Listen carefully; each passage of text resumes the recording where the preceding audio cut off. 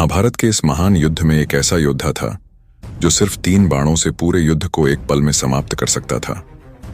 बर्बरीक, भीम और हिडिंबा का नाती ऐसा धनुर्धर था जिसके शौर्य और शक्ति से खुद भगवान कृष्ण भी चिंतित हो गए थे। सोचिए, एक ऐसा योद्धा जो कहो तो कौरवों को जीता दे या एक पल में पांडवों का अंत कर दे। बर्बरीक का फैसला था कि वह उस पक्ष का साथ देगा जो हार रहा होगा। लेकिन क्या होता अगर उसने कौरवों का साथ दिया होता? क्या महाभारत का अंत कुछ और होता? और क्यों कृष्ण ने खुद बर्बरीक को युद्ध में आने से रोका? बर्बरीक को 3 बाणधारी, शीश के दानी और हारे का सहारा यानी खाटू श्याम के नाम से भी जाना जाता है। पर क्या है इस अजय वीर की कथा जिससे स्वयं श्री कृष्ण ने महाशक्तिशाली योद्धा की उपाधि दी थी, जो शायद ही उस समय के किसी योद्धा के पास थी? इस घटना के पीछे छुपी कहानी बहुत रोचक है। बर्बरीक, भीम और हिडिंबा के पुत्र घटोत्कच का पुत्र था। स्कंद पुराण के अनुसार जब घटोत्कच इंद्रप्रस्थ आए तो श्री कृष्ण ने पांडवों से उनके शीघ्र विवाह की बात कही। श्री कृष्ण ने मूर्दैत्य की पुत्री वीर और बुद्धिमान मोरवी को घटोत्कच के लिए सबसे योग्य वधू बताया। मोरवी की शर्त थी कि वह उसी वीर से विवाह करेगी जो उसे शास्त्र और शस्त्र दोनों में परास्त कर सके। घटोत्कच श्री कृष्ण द्वारा दीक्षित होकर मोरवी के महल पहुंचे। मोरवी शस्त्र विद्या में निपुण और देवी कामाख्या की भक्त थी। घटोत्कच के रूप और साहस से प्रभावित होकर भी मोरवी ने उन्हें चुनौती दी। घटोत्कच ने उसे एक पहेली दी जिसका उत्तर मोरवी नहीं दे सकी। फिर मोरवी ने शस्त्र विद्या में उन्हें परास्त करने की कोशिश की, लेकिन घटोत्कच ने उसे पृथ्वी पर पटक कर हरा दिया। अपनी हार स्वीकारते हुए मोरवी ने घटोत्कच से विवाह की हामी भर दी। घटोत्कच ने कहा कि उनका विवाह उनके परिजनों के समक्ष ही होगा। मोरवी घटोत्कच को लेकर उनके परिवार के पास आई, जहां श्री कृष्ण और पांडवों की उपस्थिति में उनका विवाह हुआ। मोरवी ने एक बालक को जन्म दिया। बालक के बाल बब्बर शेर जैसे घुंघराले थे, इसलिए घटोत्कच ने उसका नाम बर्बरीक रखा। जन्म लेते ही बालक पूर्णतः विकसित हो गया।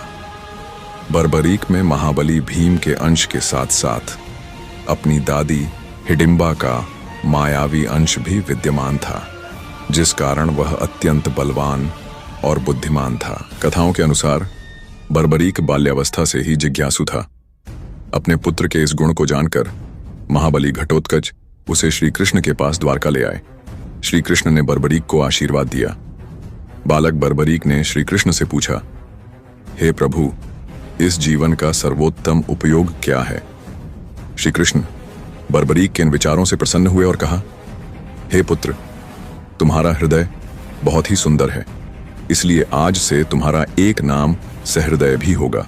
श्री कृष्ण के आदेश से बर्बरीक ने महिसागर क्षेत्र में सिद्ध अंबिका की आराधना की। प्रसन्न होकर भगवती जगदम्बा ने वीर बर्बरीक को 3 अचूक बाण और कई शक्तियां प्रदान की। माना जाता है कि उन दिव्य बाणों से तीनों लोकों में विजय प्राप्त की जा सकती थी। देवियों ने बर्बरीक को एक नया नाम चंडी भी दिया और आशीर्वाद दिया कि वह समस्त विश्व में प्रसिद्ध और पूजनीय होगा। बर्बरीक के पास ऐसी धनुर्धारी विद्या थी जिससे वह केवल महाभारत का युद्ध ही नहीं, संपूर्ण पृथ्वी का विनाश मात्र 3 तीरों में कर सकता था। लेकिन बर्बरीक को उनकी माता मोरवी ने यह सिखाया था कि सदा ही पराजित अर्थात हारे हुए पक्ष की ओर से युद्ध करना चाहिए। वे इसी सिद्धांत पर महाभारत का युद्ध लड़ना चाहते थे। बर्बरीक युद्ध में सम्मिलित होने की इच्छा लेकर नीले घोड़े पर सवार होकर अपने 3 बाण और धनुष के साथ कुरुक्षेत्र की रणभूमि की ओर अग्रसर हुए। इधर भगवान श्री कृष्ण बर्बरीक की शक्ति से भलीभांति परिचित थे। उन्हें डर था कि कहीं बर्बरीक के कारण इस युद्ध में कौरवों की जीत न हो जाए। इसीलिए भगवान श्री कृष्ण ने बर्बरीक को युद्ध से दूर रखने की युक्ति निकाली। सर्वव्यापी श्री कृष्ण ब्राह्मण वेश धारण करके बर्बरीक से मिलने पहुंचे। उन्होंने बर्बरीक की हंसी उड़ाई कि वह मात्र 3 बाण लेकर युद्ध में शामिल होने आया है।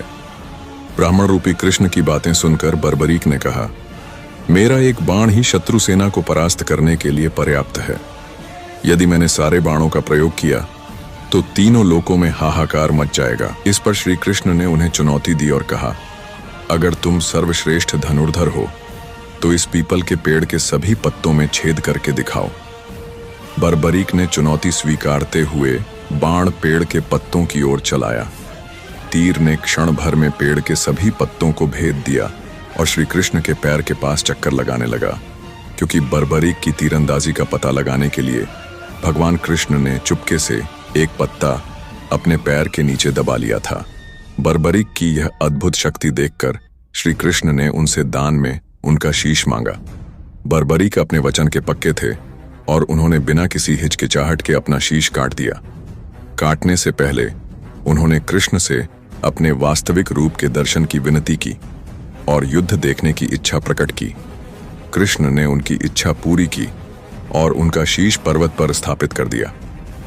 महाभारत युद्ध के बाद पांडवों ने श्री कृष्ण से पूछा कि युद्ध में सबसे बड़ा योद्धा कौन था। श्री कृष्ण ने बर्बरीक के शीश से पूछा। बर्बरीक ने कहा कि इस युद्ध में केवल श्री कृष्ण के सुदर्शन चक्र ने ही लड़ाई लड़ी। यह सुनते ही देवताओं ने पुष्प वृष्टि की। बर्बरीक के शीश को बाद में राजस्थान के खाटू ग्राम में स्थापित किया गया, जहां उन्हें खाटू श्याम के नाम से पूजा जाता है। आज खाटू श्याम बाबा के मंदिर में लाखों भक्त उनके दर्शन के लिए आते हैं। बर्बरीक ने अपना शीश दान कर महाभारत को एक नई दिशा दी और उनकी यह कथा त्याग, धर्म और बलिदान की मिसाल बन गई।